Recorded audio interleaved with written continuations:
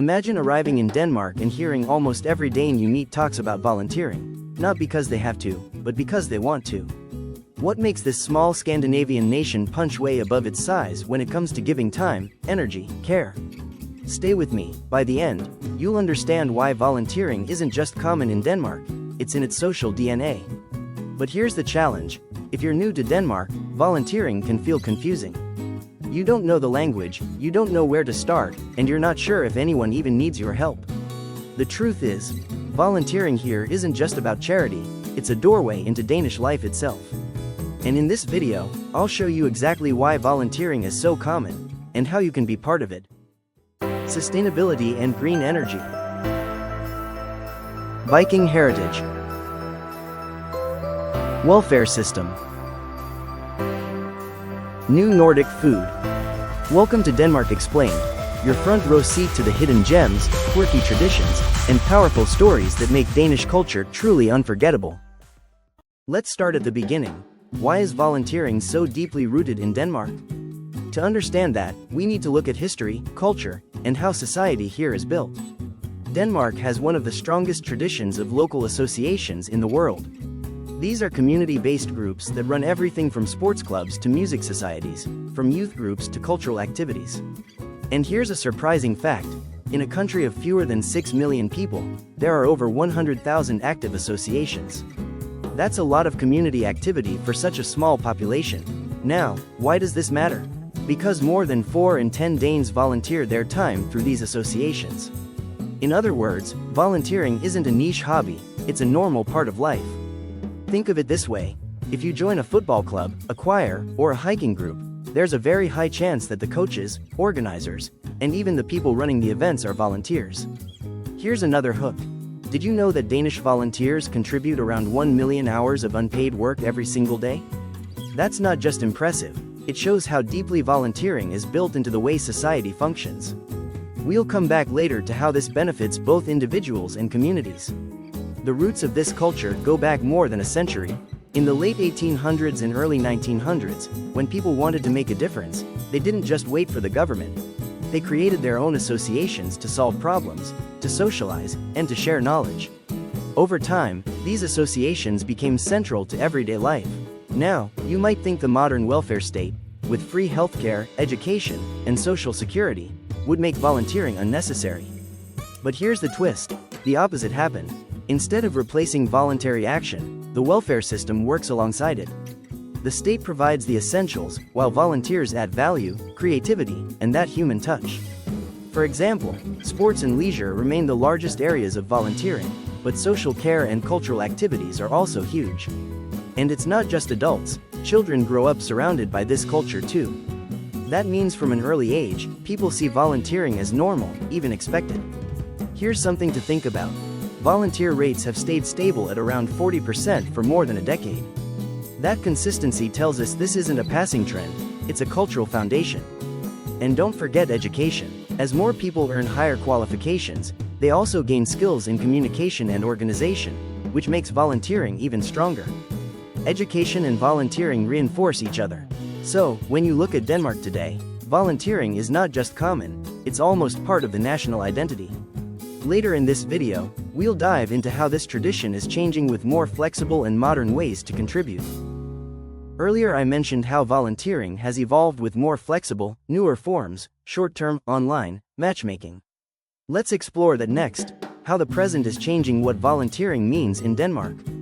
When people think of volunteering, they often imagine something very traditional, maybe helping at a local sports club, working at a community center, or raising money for charity. And yes, those things still happen in Denmark, but what really stands out here is how modern and flexible volunteering has become. It has shifted into digital spaces, short-term projects, and community groups that exist almost entirely online. For example, did you know that thousands of community groups on social media are run completely by volunteers? These groups cover everything from parenting and hobbies to health advice and even neighborhood help.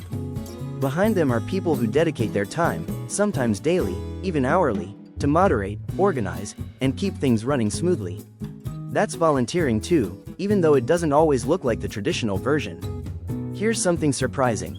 More than 2/3 of adults in Denmark are part of at least one Facebook group, and many of those groups are kept alive by volunteer administrators.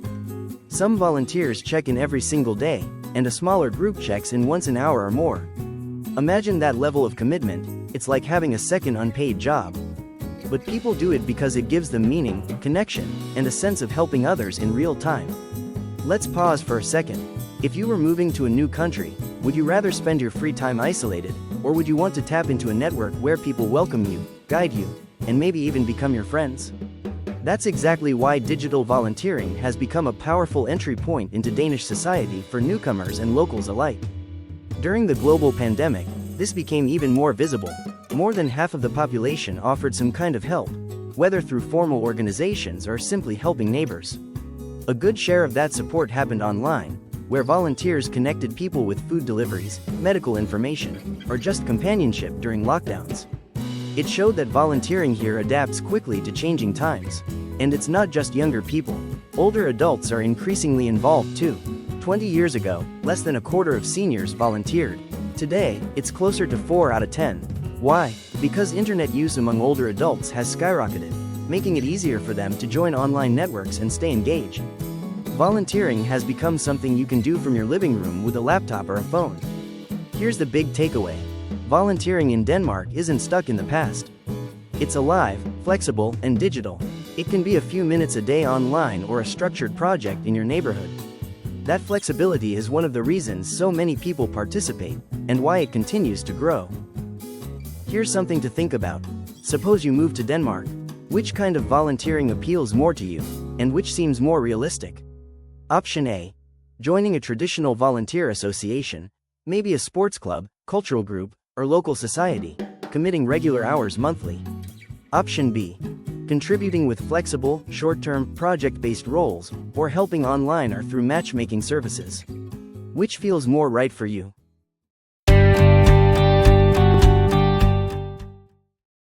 Planning a trip to Denmark? Or maybe you're moving there soon? Don't just Google your way through it.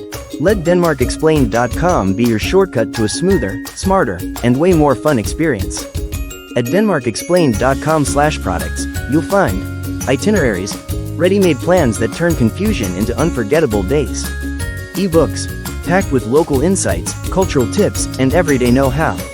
No boring history lessons, just stuff that actually helps. Expat guides, moving to Denmark? Get the info you wish someone told you before you landed.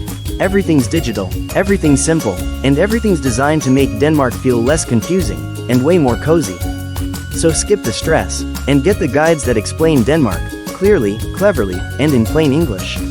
Check it out now at DenmarkExplained.com/products. Your trip, our tips. Let's make it amazing.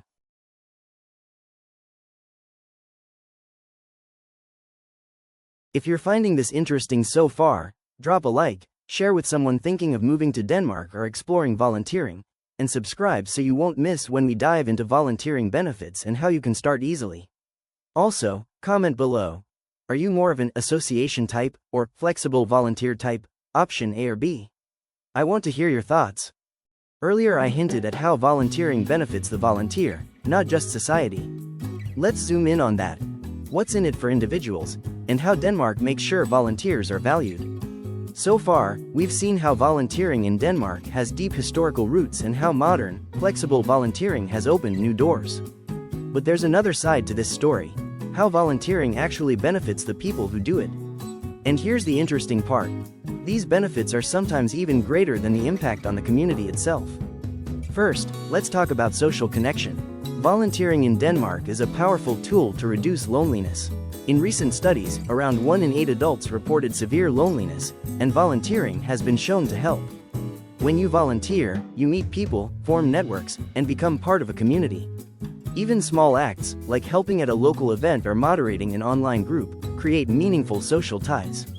Later in this video, we'll see how these connections extend to professional and personal life. Next, skill building is huge.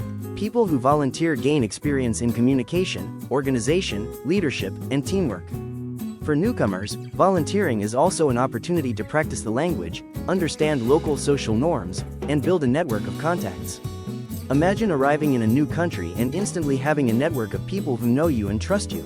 That's what volunteering can do. Health and well-being are also important.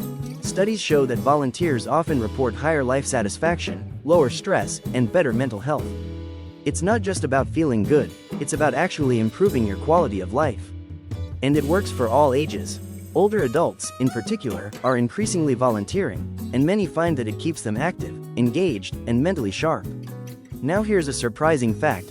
Volunteering is not only for a specific gender or age. While men and women may participate in slightly different sectors, men more in sports and leisure, women more in social and health services, overall participation is roughly balanced. This equality makes volunteering a truly inclusive part of Danish society. Recognition matters too. Volunteers in Denmark often receive support from the state, like training, legal protection, and even reimbursement for expenses. But beyond formal recognition, there's also social appreciation. People who volunteer are trusted, respected, and often seen as reliable and capable, qualities that benefit every part of life. And let's not forget flexibility. Today, volunteering can be short-term, online, or part-time, so it fits around work, study, or family obligations. That makes it easier for more people to join in and feel included. So when you think about volunteering in Denmark, it's not just a community service, it's a way to learn, connect, grow, and thrive personally. Later, we'll explore practical ways you can get involved and start benefiting from volunteering yourself. We've seen why volunteering is common historically, how it's evolving, and how it benefits volunteers. Let's close with practical takeaways.